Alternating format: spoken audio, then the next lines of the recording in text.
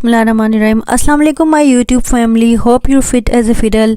May the Almighty keep us all in His benevolence and protection and save us all in our country Pakistan from sudden calamities and pitfalls. Ameen.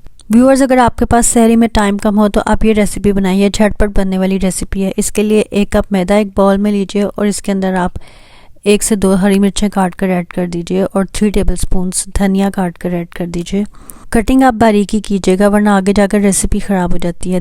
दही इसमें 3 tablespoons add कर दीजिए जो इस recipe को एक resplendent सा flavour देगी. इसके बाद इसमें 1 टीस्पून सॉल्ट ऐड कर दीजिए और 1 teaspoon red chilli crushed add कर दीजिए.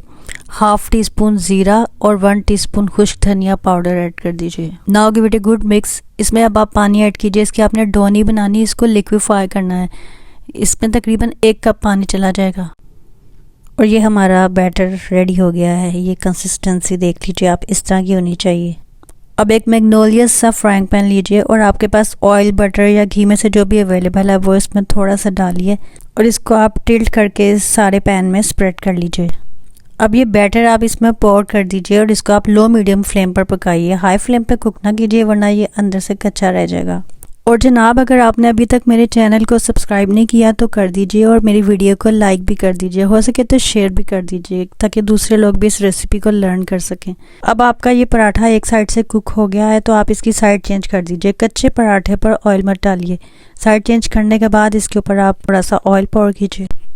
थोड़ा सा कुक होने के बाद फिर से इसकी साइड चेंज कीजिए और अब ये हमारा पराठा रेडी है. दोनों तरफ से ज़बरदस्त सा गोल्डन हो चुका है. इंतहाई मज़ेदार और क्रिस्पी बनेगा और ये जो हमने रेड चिली फ्लेक्स डाले हैं उसकी वजह से भी इसका कलर बहुत खूबसूरत लगेगा. और ये सहरी के अलावा ब्रेकफास्ट में भी आप खा सकते हैं. For more Ramadan recipes, sehri recipes, iftar recipes, breakfast recipes, yummy and tasty recipes, stay connected to Rosemary Rabia Khurram. Allah हाफिज़.